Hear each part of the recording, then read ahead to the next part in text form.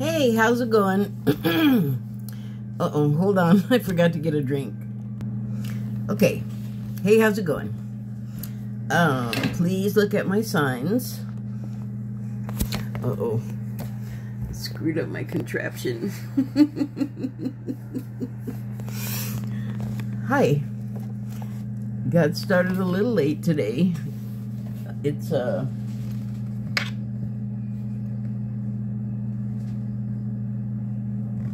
7:56. So yeah, much later than I would have liked to have gotten started, but well. So I pulled a card from this deck, and it is the number 1, Tidy House. Oh my goodness. I am not prepared to do this. Hold on one more second. Okay. Now I have my paperwork. So, I just want to state right up front, this is a totally cold read. I didn't look at everything that I have to here to talk about. So I'm going to try to go slowly so that I don't stumble over my words too much when I read. And yeah, we're going to go from there. So the first card that I pulled was Tidy House, a Tidy House rather. And it says clarity and organization. And because I know I shouldn't do this because it's kind of like you've been given the card and you didn't even do anything with it yet, so you don't need a clarifier is where I'm headed with this. But what went through my head was, I just pulled this card, I don't want to do it again, and I started to put it back and couldn't do it. So I was like, well, can I pull another card? And that seemed to go okay because I picked up the deck and went to shuffle and one flew out. So it's the Magician's Sword, number 37, and it says confidence in your magic. So before I get started, I just want to talk about my day a little bit. I got up early and took care of my cattle. Did all of the things that he requires before I can... Oh, there he is. Speak of the devil. I just put it there. It's your food. Go ahead and eat, sweetie. It hasn't been sitting out forever. I just put it there, I promise. So anyway, took care of him in the morning so that he could go out and take care of his cat business, you know, and that allows me to wake up nice and slowly, and that's the way I like to do it. And it slows things down a little bit more when I just wake and bake, but I don't have to be anywhere. I'm not on anyone's clock but mine.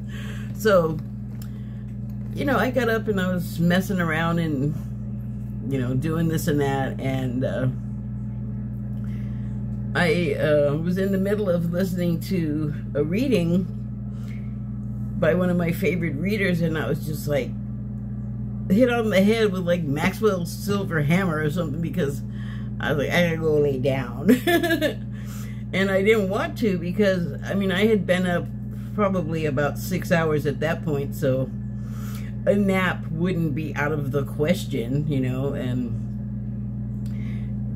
the baking goes on continuously throughout the day, and it can make me sleepy, and I will just go to sleep. There's nothing stopping me from doing that, but I didn't want to go to sleep. I was like, well, wait, I had a plan. I wanted to like get out while it was still cool, and that it takes me a while to get things situated before I can leave the house and like go on a trike ride, and so that was taking long as well.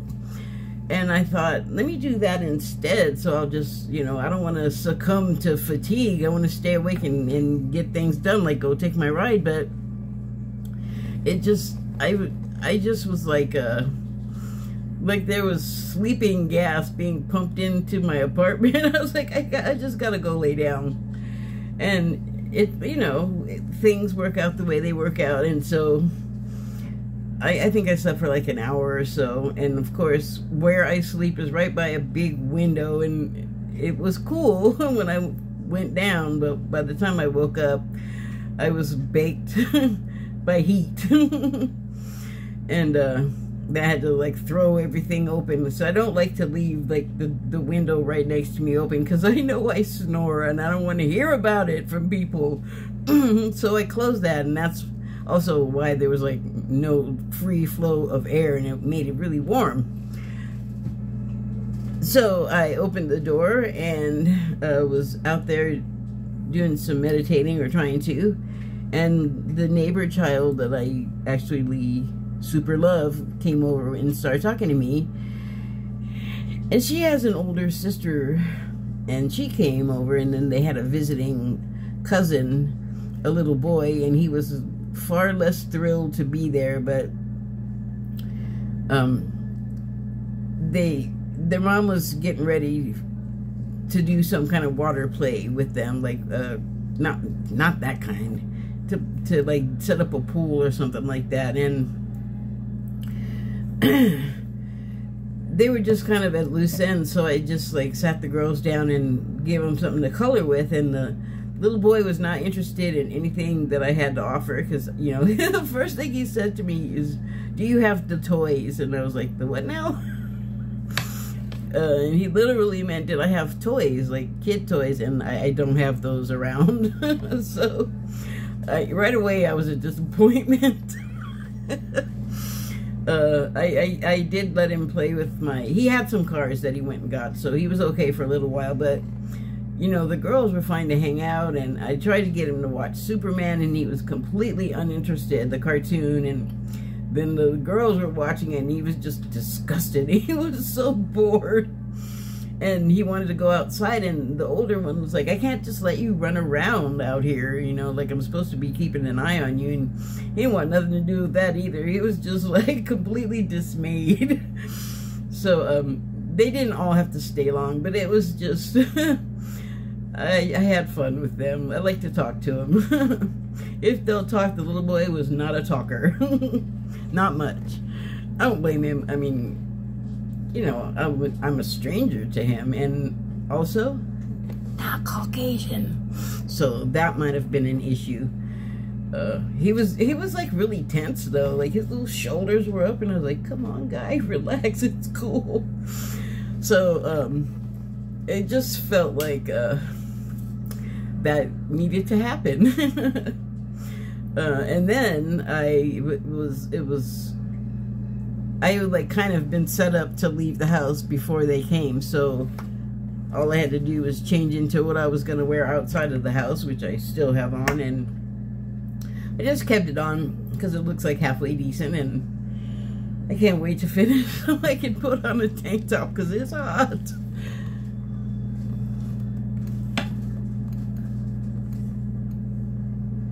I'm watching my kitty. I'm treating him for worms, so I'm all concerned. I mean, he'll be fine. I just discovered it yesterday. So anyway, I like to have, like I've said, I like to have some day go past before I do this, because I know that a lot of readers say I don't like to watch stuff, and they don't like to be influenced by things, but I'm not predicting anything here, you know. So I want the influences, I want the impressions, because then, I don't know, I just like to do it that way, because then I have something to go to the cards with, even though I don't have to do that. There's plenty of times where I've done it without anything before at all.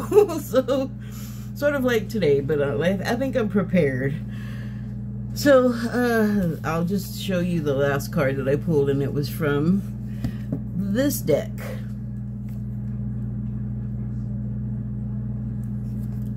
and it is the cheetah.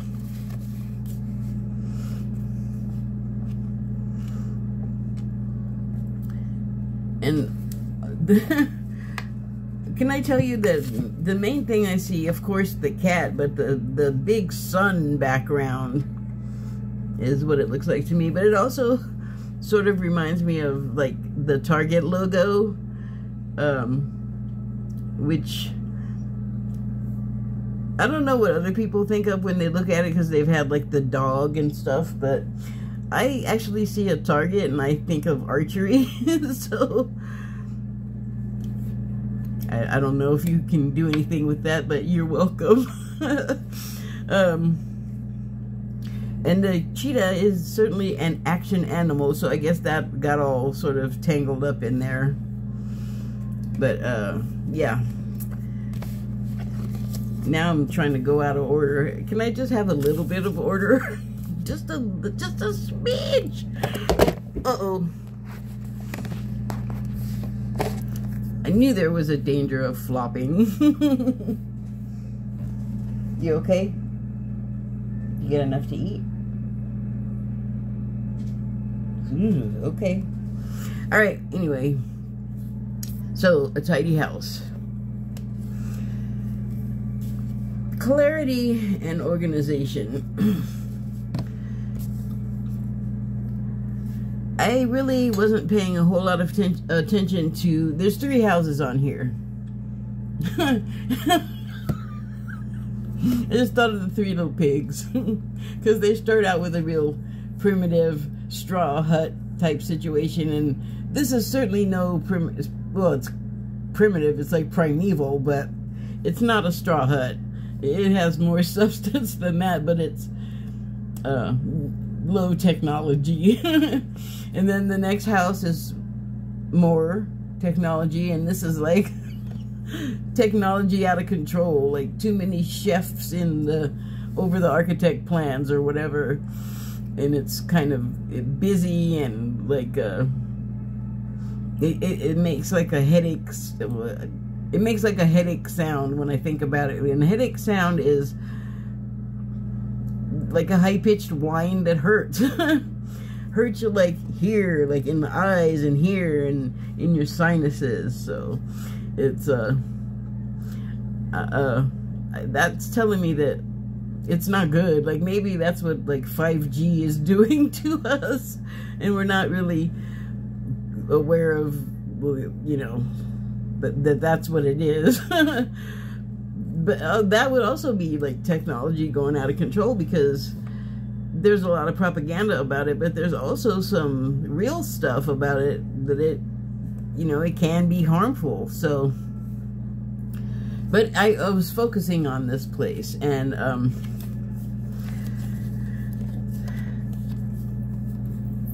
you know, it's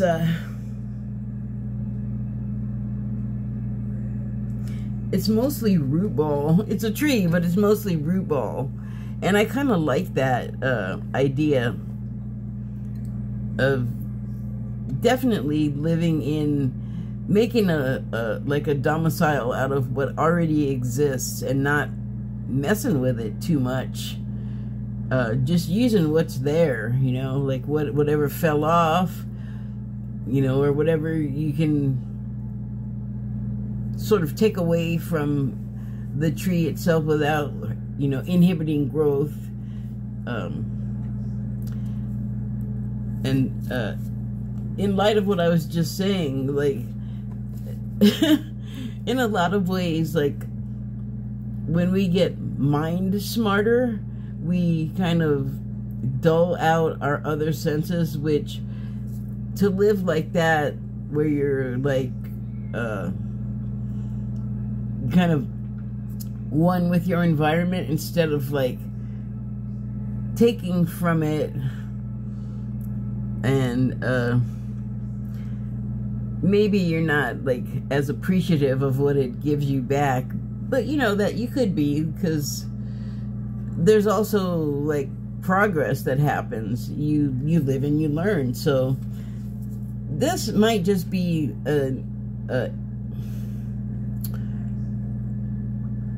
just a signifier of like getting a better grip on what you can do. And it's got like technology introduced that's like more forward thinking than here. Like the planks are planed, and it's got glass windows, which this might as well have glass, but this might have tempered glass, you know. It might have like in my glasses that have the, what do you call it? You can't, they're light inside the house where you have light. When you go outside, they turn into sunglass lenses. What the hell? There's a name. It's been around for a long time. But anyway, this house, it might have something like that, or it might have a heating system and a cooling and a venting system. Like, just the more sort of things that you have that are automatic and that are not sort of more hand driven, hands-on technology, with less like electrical stuff and like processed things. Not that's like really attached with food, but I'm thinking of like big all of the words want to leave. When you're like making metal, like you're taking the ore from the earth and you're mining it, and then you take it to the place where they break it up and they light it on fire and turn it into metal. There's totally words for all those things, and they're just all escaping me. It might be all the baking. But anyway, and then, you know, here it's like, it's almost like all of the stuff that became so automated and took away all of the, like, you have to have ability, and it takes time to do the less technical life. Like, if you're off the grid and you have to supply your own power, and you are not using a supermarket or something like that to supply yourself of with whatever, you know, food and things like that you need. Like, you are going to be busy all of the time making your own cloth and making clothes and doing things outside to make water come to you. Like, have you ever seen, like, I think it's like Discovery or TLC, they'll have those, like, off-the-grid people in Alaska, and I just happened to catch one show where this guy, this old-timer who had been there for a while, was, I don't know how they were attached. They were somehow attached, like they may have bought the land from him or something, and they were totally green and didn't know how to do anything, and they had a water source, but they had to carry it from really far away. And he was like, the old guy was like, oh, well, no, you can, like, divert it to you. So he helped them do that. But if you come from a place where all you know about water is you just got to turn the knob, right? Oh, wait, you got to go under the sink and turn off all of the water to do, you know, it's like, even that kind of thing. Like, if you want to change, like, your faucets, you have to turn off the faucets, but you also have to go to, like, where the source of the water going to the faucets is and turn that off. And some people might not even know that much from living in our, like, automated society.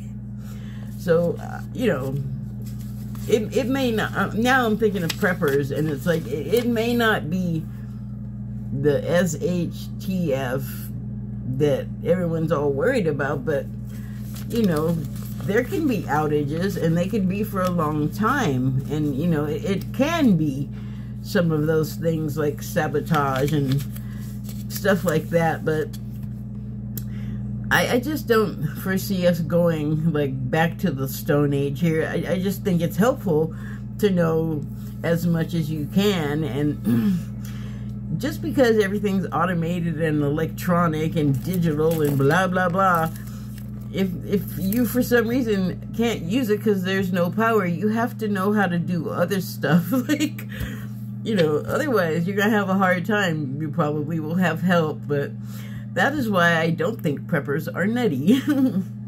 Okay, so I used to do this all the time because my uncle was a pretty well-known musician, had the same last name. That's all I'm going to say about that. But I always used to go to say musician and magician would come out, and now I'm trying to say, you know, magician and me. You've heard me have problems speaking before. I have a little scramblage happening in the, yeah, in the eggshell or something.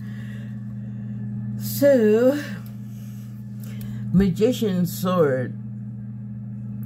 Well, that's like ablaze with golden light. It's like imbued. It's like making it, the light in the illustration is like, it's coming from the sword.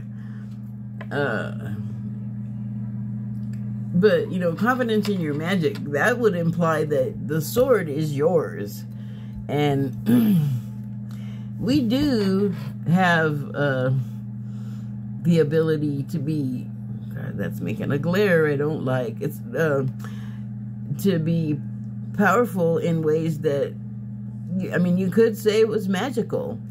And I just want to, before I go on, I just want to point out real quick that this is card number 1, and this is number 37. So numerologically, that is 111, 111, which signifies a new beginning. And so, thinking of prior readings, talking about confidence in your magic here, it's like we're still in a time of uncertainty in a lot of ways, but I think for some of us, having been there for a while, or being cognizant of the fact that we're sort of in a place where we gotta I just thought of Gumby. We have to like create the world, the road before us. And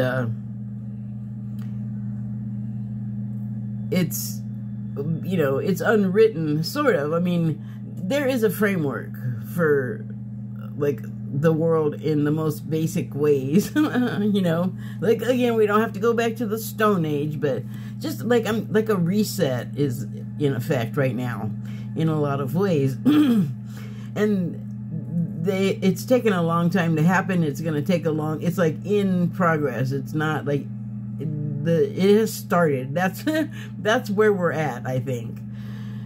Like, we're in flux, we're in change, but I think like it's finally at a point where some people are ready to like stick a foot down into the solid soil and just start walking forward instead of being just sort of drawn along and powerless to affect the situation to help yourself, I guess. So it's time to pick up the sword, and you know, we have to acknowledge that we do have power to, you know, create that path in front of us. And we do have to also have confidence about it too. And so there may be new things. Well, there will definitely be new things ahead, but you may still have, even if you like slough off old feelings and just attachments that you just don't need anymore, it doesn't mean that you can't remember stuff, you know, like you can't access, like your Akash will always be there, so you always have access to information, especially when you need it in an emergency. That would be the time, unless you're like super I don't know yeah, unless you're like really in tune with some stuff that I'm not always in tune with. I don't think people are just randomly able to be all, I think I want to cook a meal from Greece in the year 300, you know, BCE, and you, like, get a recipe. I mean, maybe some people can do that, but I can't. I don't think most people can, and I think that when we get like some piece of information that saves our bacon, it's because our bacon needs saving and it's a stress situation. But it's just a thought. So I am actually going to read from the Magician's Sword in the guidebook first. Magician's Sword. Confidence in your magic. Nothing can stop you. Boy, that's right in my eye. The beauty you seek. When the Magician's Sword appears, you are called to cut the cords that bind you to old thought forms and beliefs, or to friends who are not true. I feel like I've been sort of dealing with stuff like that for a couple of years, but like I said, it's like almost nothing is instantaneous. So anyway, with the powers of the Magician's Sword, nothing can stop you, hurt you, or turn you away from the beauty you seek or the goal you desire with all your heart. The sword is a tool, not a weapon. To make sure you wield it wisely and for the greater good. The sword is a tool, not a weapon, so make sure you wield it wisely and for the greater good.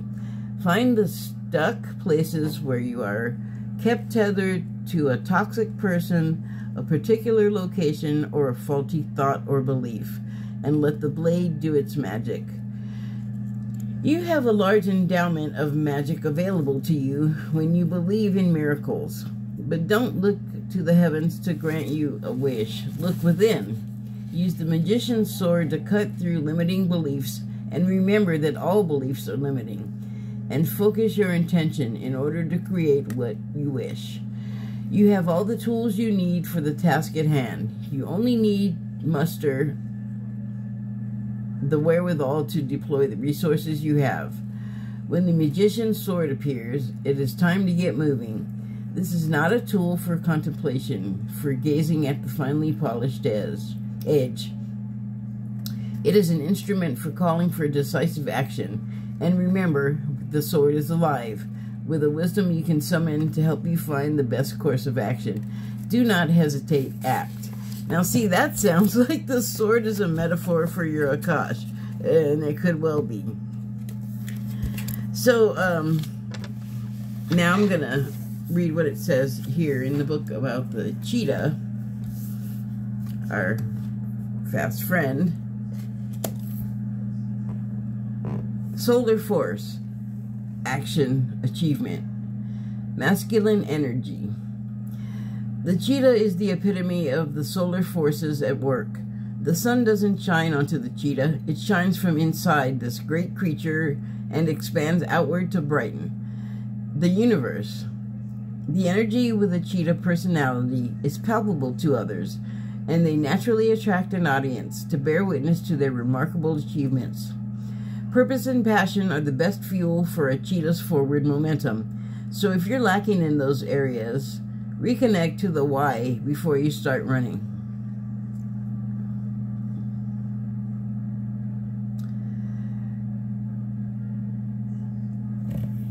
When in balance, achieves anything, boundless energy. When out of balance, impatient, competitive. To bring into balance, reconnect to purpose. So, sorry, I kind of went silent there for a moment because I was thinking about something that I saw here and all kinds of images were happening, so I had to kind of let that process happen. And what I got stuck on was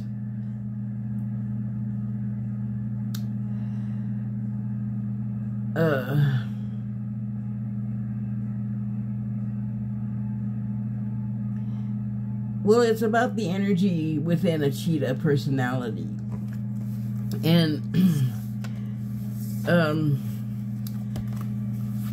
not so much, it wasn't so much about the brightness part. And then I was also thinking about clarity and organization that's on the tidy house card. And it's more of a tidiness of mind that I'm thinking of. And then also the energy within this cheetah that, you know, the book, it specified that the cheetah is the epitome of the solar forces at work, and that the sun doesn't shine onto the cheetah, but that it shines from outward, from within the cheetah outward to brighten the universe. And I was just thinking earlier about how we kind of, when we're looking at each other and sort of placing the judgments on each other that we do, it's in like a reaction to either like something that's being said or done, or it's just like an intense feeling where nothing needs to be said. And I know this has happened to me a number of times, so I can't imagine that it hasn't happened to other people too, where I've met someone like first in person, right? And you just immediately know that like you and that person, or that person, either it's mutual, that you immediately don't like each other and you have never met and you haven't even said anything to each other. It's just like a look and a feeling or something. And sometimes it's just like one or the other person that just takes an instant dislike. And so I think of that a lot.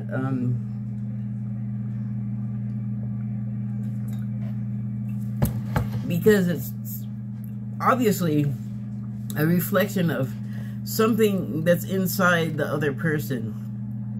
And I'm going to go beyond like saying that it's something about herself that we dislike, that we're seeing in the other person, to, I'm going to get a little personal here just for a second, but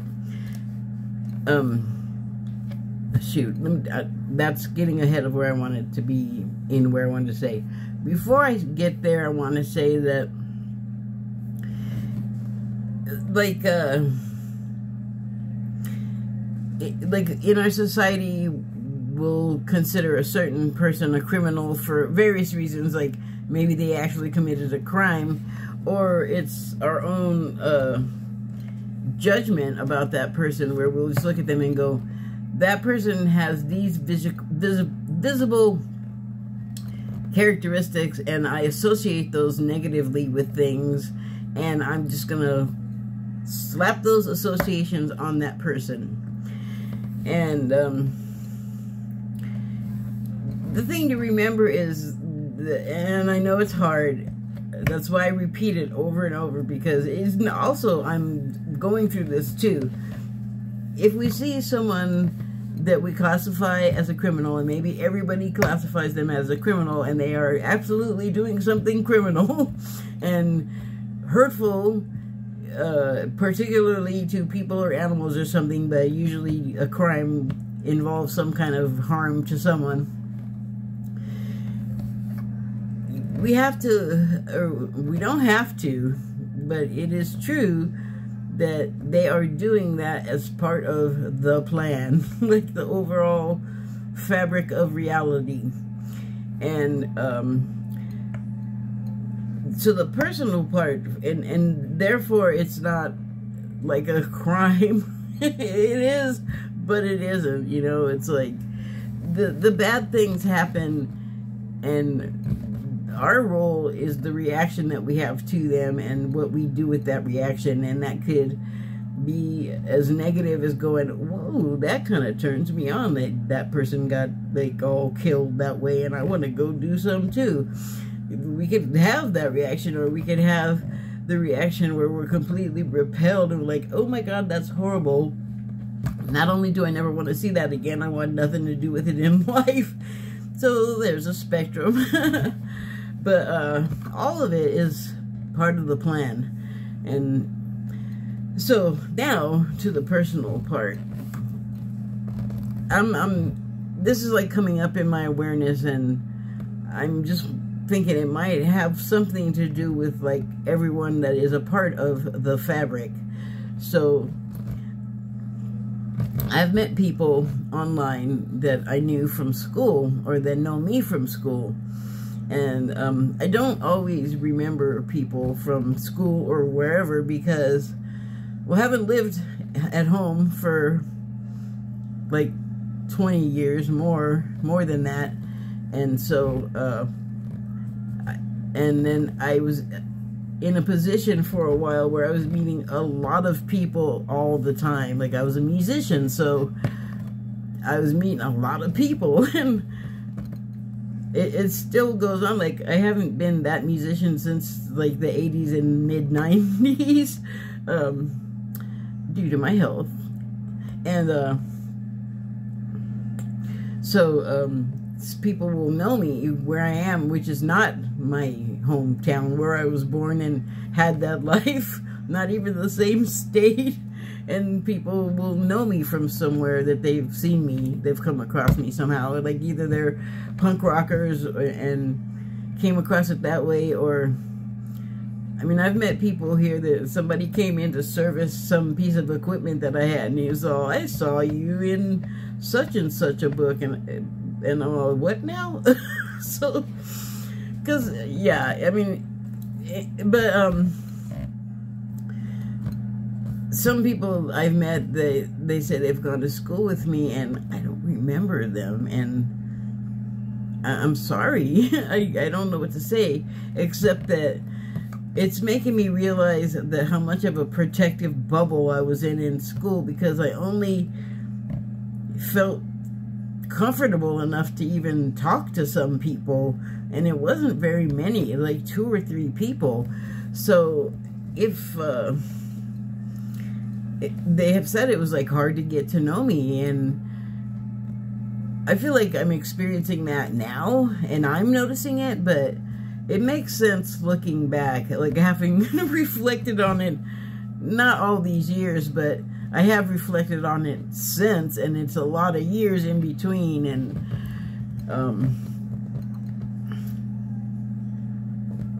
I think for me personally, it's been reflected in other areas. That's just a particular one, and I just am kind of, like I said, just kind of understanding that, like, oh, I guess I always have like that bubble thing that kind of keeps people at arm's length. And a lot of times that's not even what I want to be doing. Like, there has definitely been times where I've deliberately, like, said, oh, for a number, like, it might be like, oh, you're bad and I don't want to get your ick on me, or like in a couple of cases it's like, oh wow, I really like you, but your energy is so strong I can't hang, so I have to back the F off.